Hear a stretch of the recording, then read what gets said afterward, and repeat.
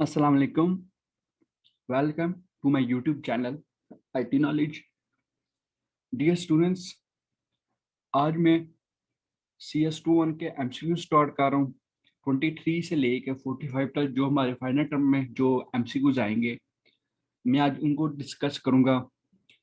मैं ओवरऑल आपसे 100 MCQ share करूंगा। ये हमारा फर्स्ट पार्ट है। तकरीबन इसके टोटल 5 पार्ट्स होंगे। तो 5 दिनों में इंशाल्लाह, बहुत जल्दी 5 दिनों से शायद पहले ही मैं इसको कंप्लीट कर लूँ।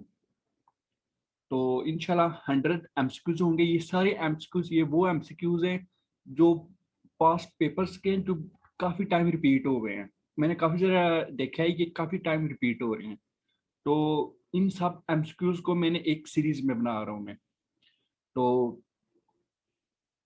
वैसे भी मैं इसके अलावा भी मैं आपको ग्रुप्स में शेयर कर सकता था, लेकिन कुछ स्टूडेंट्स होते हैं जिनको इनका कंसेप्ट नहीं होता, ये एमसीक्यू इसका आंसर ये है, ये कैसे आया है, मतलब कंफ्यूजन का शिकार होते हैं। तो इसलिए मैं हर एक एमसीक्यू का थोड़ा थोड़ा इलेबोरेट भी करूंगा। तो चले स्टार्ट करते हैं। स्टार्ट करने से पहले एक रिक्वेस्ट है, पहले अगर आपने चैनल सब्सक्राइब नहीं किया तो प्लीज जल्दी से सब्सक्राइब कर दें एंड लाइक भी जरूर करिएगा वीडियो अगर पसंद आई। तो चले अब स्टार्ट करते हैं। सबसे पहले जो एमसीक्यूज है वो है assess the data members of structure is use. जब हम स्ट्रक्चर में डाटा मेंबर्स को असेस करते हैं तो हम कौन सा ऑपरेटर यूज करते हैं? Dot operator, static operator, and operator, या कोई भी नहीं? इसका डॉट ऑपरेटर होगा। जो एक सिंगल डॉट होगा, आपको याद होगा जब हमने स्ट्रक्चर वाला टॉपिक किया था, तो ऑब्जेक्ट के बाद हम डॉट ऑपरेटर यूज करते हैं। डॉट से हम डाटा असेस करते हैं। ओके, सेकंड नंबर है when an operator function is defined as member for a unary operator, then the number of argument it takes are 1।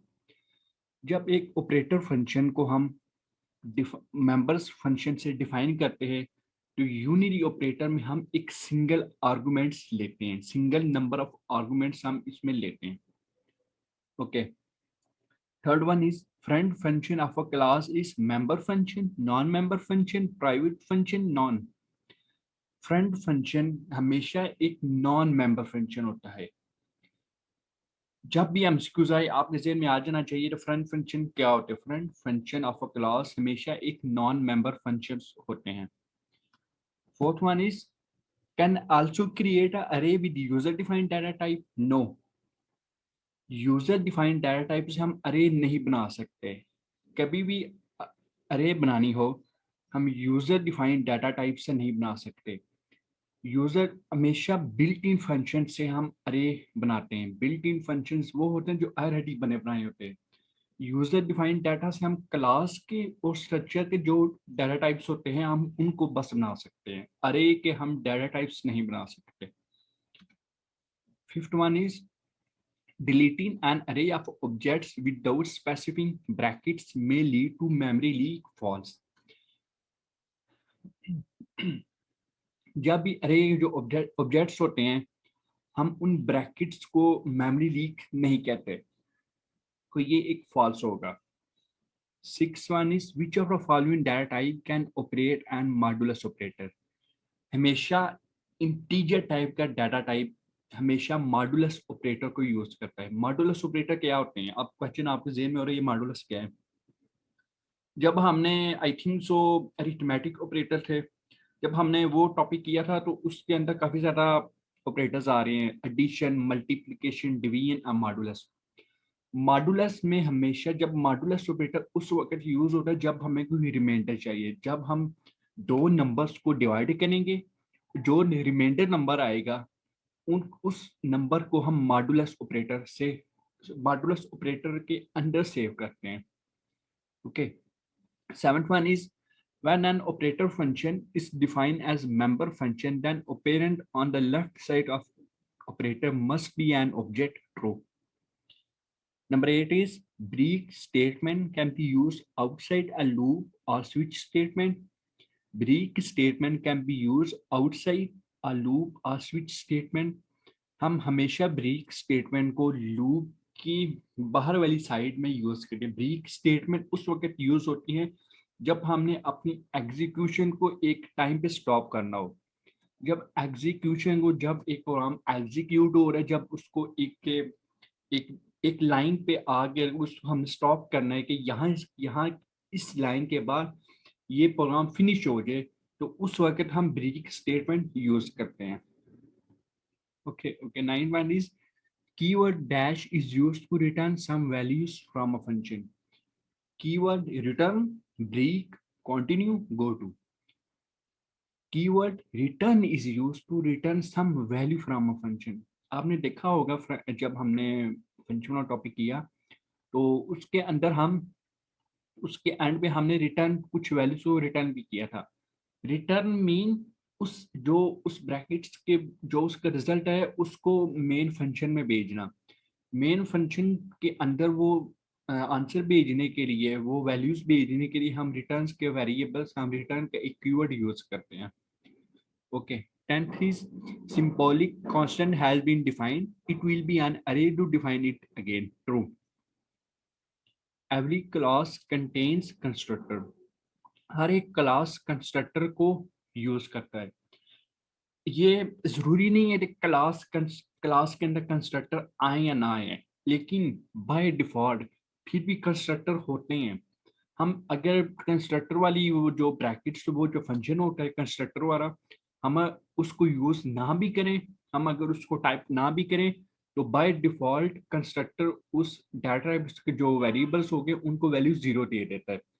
तो देखिए ना, कंस्ट्रक्टर का क्या फंक्शन होता है, कंस्ट्रक्टर का वर्किंग प्रोसेस क्या होता है. कंस्ट्रक्टर हमेशा वैल्यूज को इनिशियलाइज करने के लिए यूज होता है. तो अगर हम उसको वैल्यूज ना भी दें, तो कंपाइलर उसको 0 वैल्यू दे देता है. मतलब 0 वैल्यू दे रही, ये भी तो एक उसने वैल्यू दे दी ना. तो बाय डिफॉल्ट क्लासेस के अंदर कंस्ट्रक्टर मौजूद होते हैं. Okay. 12th one is assignment operator is dash associative. Assignment operator is binary. Binary क्या होते हैं? जब एक ऑपरेटर की लेफ्ट एंड राइट साइड में कोई ऑपरेंड्स आ जाए, तो उनको हम बाइनरी कहते हैं. Okay. 10th one is can not define a variable of user defined data type in का क्लास. नो, हम वेरिएबल को यूजर डिफाइंड डाटा टाइप के अंदर यूज कर सकते हैं, ये एक फॉल्स होगा. 4th one is class is a user defined. Yes, class is a user defined data type. एक क्लास जो होती है वो डाटा टाइप को यूजर डिफाइंड डाटा टाइप से कहिए. क्वेश्चन रिपीट हो जाए, इसको मैंने पहले भी एक क्वेश्चन रिपीट किया था. क्लास के अंदर जो हम डाटा टाइप यूज करते हैं वो यूजर डिफाइंड डाटा टाइप से करते हैं. बिल्ट इन हम नहीं कर सकते. एक क्लास के अंदर और दूसरा स्ट्रक्चर के अंदर, ये दो पॉइंट्स है. एक क्लास के अंदर और स्ट्रक्चर के अंदर हम यूजर डिफाइंड डाटा टाइप से डाटा टाइप को एंटर करते हैं, लेकिन बिल्ट इन फंक्शन से हम इनको नहीं कर सकते. Okay. 5th one is which of the following is a correct C++ syntax to allocate space dynamically for an array of 10 int. मतलब एक इंटीजर है, 10 इंटीजर है, उसको अगर हम उसको वैल्यूज देनी है अरे को, तो इसका क्या करेक्ट होगा. देखिए, जो फर्स्ट वन है न्यू इंट 10, ये भी रॉन्ग है, ये तो ब्रैकेट्स है ना. बी में होगा न्यू इंट, ये ब्रैकेट्स, ये ट्रू होगा. ये जो ब्रैकेट्स हैं ये भी फॉल्स होगा, सॉरी. 10 न्यू इंट न्यू, ये भी फॉल्स होगा. हमेशा जब हमने डायनामिकली मेमोरी को एलोकेट करना हो, तो उसके लिए हम सबसे पहले वेरिएबल यूज करते हैं, फिर उसकी डाटा टाइप, और डाटा टाइप के अंदर वेरिएबल की साइज डिफाइन करते हैं.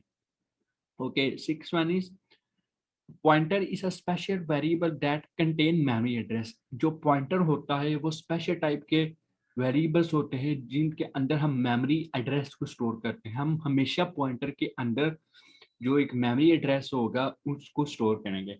मेमोरी एड्रेस क्या होगा? मिसाल अगर कोई भी हमने वेरिएबल डिक्लेयर किया, तो वो जिस जगह पर वो डिक्लेयर होगा, वो उस जगह पे जो उसका एड्रेस होगा, लोकेशन होगी, वो उस लोकेशन को हमें हमें वो जो एड्रेस होगा वो हमें बताएगा, वो और वो एड्रेस पॉइंटर के अंदर सेव होता है. Okay. 17 is operator overloading can be perform through function.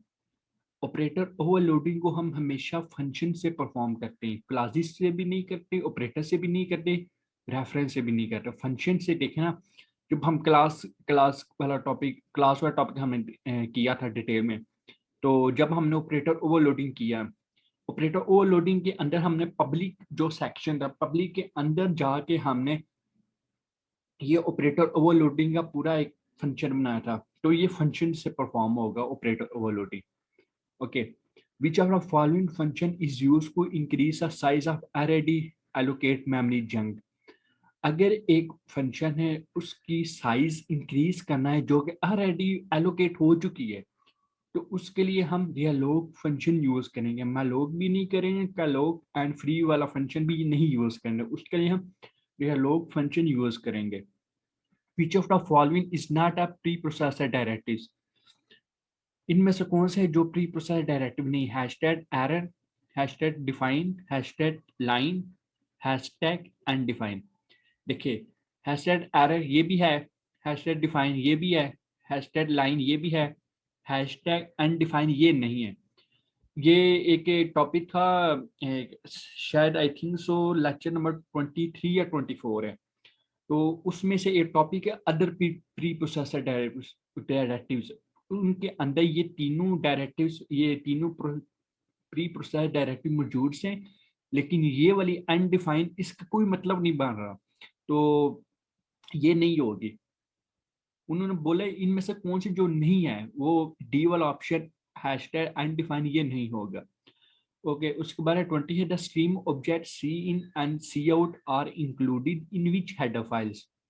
The stream objects C in and C out are included in which header files? इनमें से कौन सा स्ट्रीम ऑब्जेक्ट है जो सी इन और सी आउट में इंक्लूड, हेडर फाइल्स में इंक्लूड करता है? स्ट्रीम यूज होता है फाइल हैंडलिंग में, मतलब वो फाइल जो होती है उसको इनपुट और आउटपुट, सॉरी, जो फाइल होती है उसको रीड, क्रिएट और राइट करने के लिए यूज होता है। आई स्ट्रीम का भी कुछ इसका कुछ फंक्शन और I stream, I mean input, O mean output. Input और आउटपुट स्ट्रीम का, I input and output stream में जो ऑब्जेक्ट्स होते हैं उनको यूज करता है। And O stream dot H भी ये भी नहीं होता। आई स्ट्रीम हमेशा सी इन और सी आउट के ऑब्जेक्ट्स को इंक्लूड, हेडर फाइल्स के अंदर इंक्लूड करने के लिए यूज होते हैं। तो ये थे 20 एमसीक्यूज। इंशाल्लाह टोटल 5 में इसकी एमसीक्यूज की सीरीज बनाऊंगा, 100 एमसीक्यूज में आपसे शेयर करूंगा।